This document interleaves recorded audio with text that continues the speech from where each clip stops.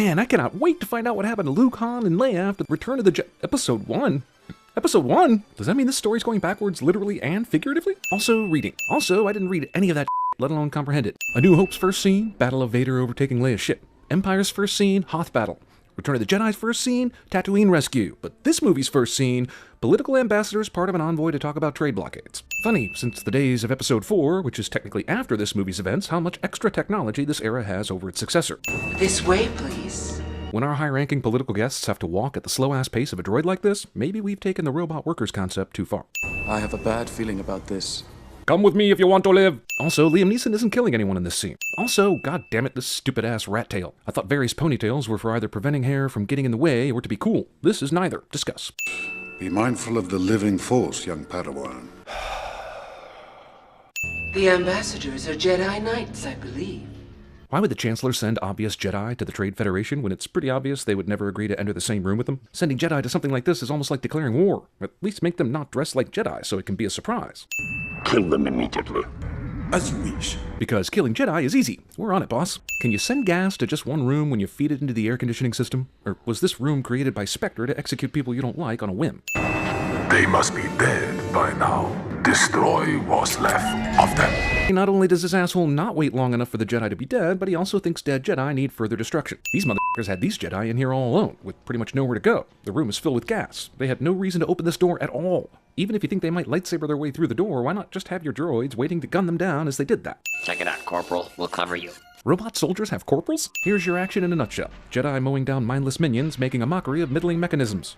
What is going on down there? We lost the transmission, sir. You might be expecting me to sing these characters' obviously racist accents, and fine, I will. But I'm more interested in seeing how an advanced ship like this could possibly lose all transmission from the affected area. You don't have a backup camera or hallway gear? Why not just do that for the whole army? What did this exactly do anyway? Are they dead? Unconscious? Are we about to see them reboot like all Terminators do? All this destruction and there isn't any smoke, scratch marks, burns, or anything marking a battle took place other than some ruined droids. If you want to know why subconsciously you were hating this movie, it's little details like that. Did someone open a dusty chest where this spare droid was just lying around? Fly, my pretty, fly! They are still coming through. This is impossible! This guy doesn't understand what impossible means, or Jedi. Master, destroy us! This movie suddenly becomes like a video game where the bad guys send new enemies for the hero to fight, but just 2 of them so the game doesn't get too challenging too fast. Are they watching this footage in the door that was nearly melted by Qui-Gon just a second ago? They've gone up the ventilation shaft. Quick, shoot some gas in there! I see they applied Natalie Portman's board makeup. Oh wait, that's not makeup? A communications disruption can mean only one thing. Invasion. What? Do you not know about asteroids and other space anomalies? Are communications always perfect for you assholes? The Senate would revoke their trade franchise, and they'd be finished. You're still talking about this? Why didn't this movie start off with Jedi doing real Jedi things with the political theater firmly in the background? Who gives a about this stuff? I will not condone a course of action that will lead us to war. But I will condone this hairdo I'm sporting, which surely cost gobs of government dollars, but whatever. I'm guessing in 2019, George Lucas will want to add some more lizards to this shot so that it will finally be complete. This is basically Jurassic Avatar. Oh, muy, I love you! So look, of course we're going to raise the sin total by 100 just because of Jar Jar Binks. But, as we all know, Jar Jar is just a symptom of a far greater evil going on with these movies, blissfully unaware of what makes a positive impact. Glad we could see the camera follow this chunk of sprites falling to the ground to add to our enjoyment. I think this movie's discount Dagobah scene was so cheap it might as well be from Spaceballs. Jedi can only go underwater via the help of some they stole from Q at MI6. Jar Jar is the friendliest Song of the South character of the modern era. You're going to the bosses. You're in big doo-doo this time. Yusa in big doo-doo this time. You can see it, right? The green screen studio Ewan McGregor and Liam Neeson are standing in. A droid army is about to attack the Naboo. We must warn them. We sound all like the Naboo. Wait, I thought Naboo was the name of the planet. You and the Naboo form a symbiont circle. What happens to one of you will affect the other. You must understand this. It appears that the Gungans and the Naboo are completely separate from each other. These guys live in what is basically a secret underwater city and do fine without one another, so I don't get it. The speediest way to the Naboo 'tis going through the planet core. This place is basically Earth, right? The planet core isn't going to be ridiculously hot or anything? Okay. Also, the whole reason the clone army came down to Naboo was to fight the people here, but they decided to land on the other side of the planet? Why? Is it so we could see Star Wars turn into Finding Nemo before Finding Nemo existed? He owes me what you call a life debt. Your gods demand that his life belongs to me now. I know this because I know everything about your culture I just learned existed 5 minutes ago. I mean, seriously, he just had this exchange with Obi-Wan. Master, what's a bongo? A transport, I hope. But now he's suddenly an expert on Gungan law. Get the out of here. You know, some folks say Lucas got bogged down in his world creation with the prequels, and those people are onto something and not entirely wrong. This underwater craft, built by an underwater civilization, has no mechanism for detecting ginormous fish that might be swimming behind it within swallowing distance. 20,000 Jedi under the sea. A big thing that ate a smaller thing gets eaten by an even bigger thing cliché. We're not even 20 minutes in, and these hologram meetings make me want to stab the movie screen with Twizzlers. I have the Senate bogged down in procedures. They will have no choice but to accept your control of the system. Why? You didn't tell him about the missing Jedi. No need to report that to him until we have something to report. And obviously, the reigning Sith Lord can't sense Jedi activity on his own, so we're gravy, baby. Where is it going? Don't worry. The Force will guide us. The Force also guided you to nearly getting eaten by a gooberfish just a second ago. Why do we trust this Force anyway? Obi-Wan fixes the ship by playing with a couple of wires. Seems legit. Relax. Qui-Gon waits 20 minutes into this movie to do this. Why are these invading ships attacking in a straight line instead of a super wide front? Viceroy, we have captured the Queen. Victory. Wait, they captured the Queen without a fight? That's not so much a victory as it is a forfeit. Jar Jar's sub containing 2 Jedi pops up to the surface of a downtown Naboo waterway and no one notices. This is actually fake Queen Amidala, played by Keira Knightley. And this trailing servant is actually Natalie Portman, the real Queen, which you only really notice on your second or third viewing. But my question is, what the f*** are you doing watching this a second or third time? I'm curious about many things in this shot, most importantly the reason why it looks fake as shit. These birds are flying to join the birdemic. I'll let you debate which movie is better. You could argue that it's a huge coincidence the 2 Jedi show up in Naboo at the same time the Queen is being whisked away and at the same spot. But someone's just going to show up in the comments schooling you on midichlorians, so why bother? We should leave the street, Your Highness. So absolutely no one from the Federation except a bunch of droids were ensuring the Queen got to the right place? They need her to sign a treaty to make this invasion of theirs legal. They can't afford to kill her. What? They need her to sign a treaty to make the invasion of her home planet legal? Movie substitutes the previous robot action scenes in like we won't notice. There's the blockade. One ship is going to attempt to go through a planetary blockade with the Queen in tow. In other news, I just beat LeBron James one-on-one with one hand tied behind my back, my left shoe tied to my right shoe, and playing with a football when I was on offense. Every droid but R2-D2 gets shot off the surface of the ship like bottles on Kid Rock's fence. R2, though, that f***er is indestructible, of course. And that's saying nothing about these droids' crazy ability to drive on the exterior surface of a moving spaceship. They can't get the shield generator fixed. We'll be sitting ducks. Aren't you all ready? You're right in front of the blockade with a million ships staring you down. How are they missing you? Deflect the shields up at maximum. So this movie is saying if you have a shield generator, you can easily survive a blockade. Also, once you escape a planetary blockade, no one comes after you. I want that treaty signed.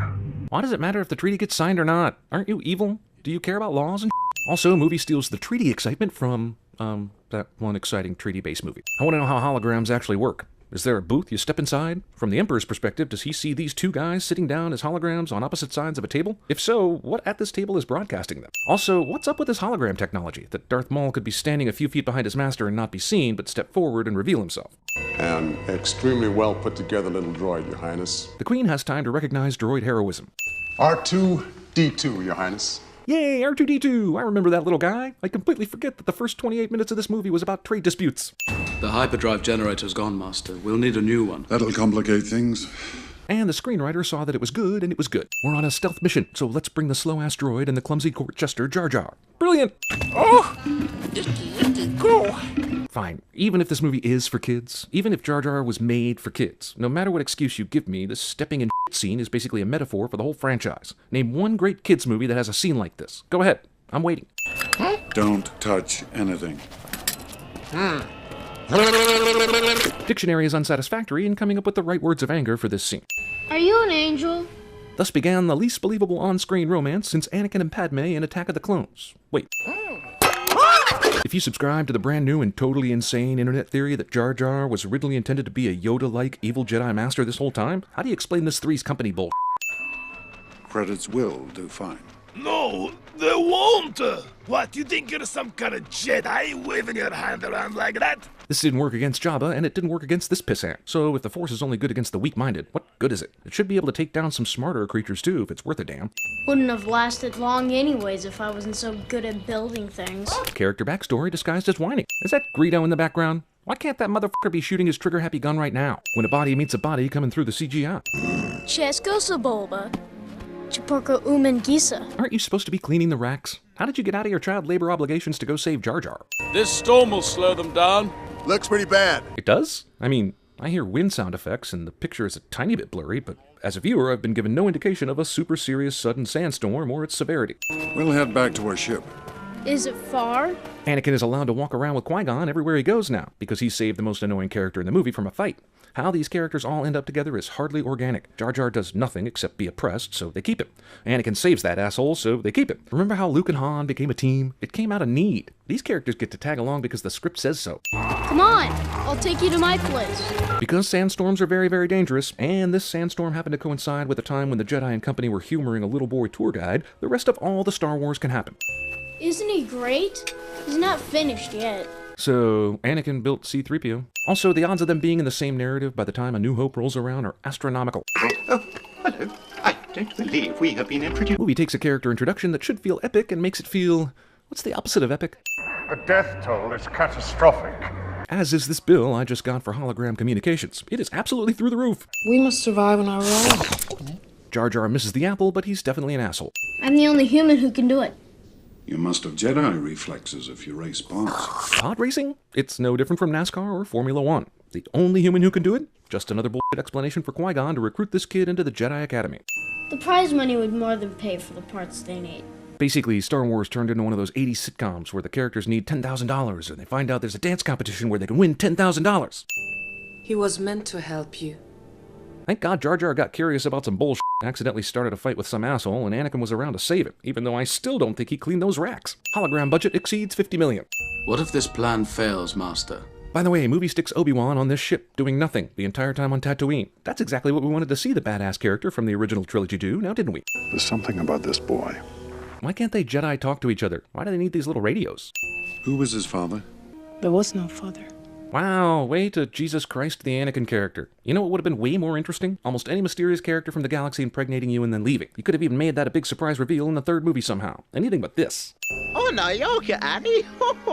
Quiet, baby Greedo. You're lucky we even let you hold the paddle. This movie has officially come to a dead stop. What's happened so far? 28 minutes about taxes and another 15 minutes or so of the Brown Bunny when we watch Vincent Gallo wash his car in real time. 35-second long conversation about midichlorians is 36 seconds too long. I need a midichlorian count.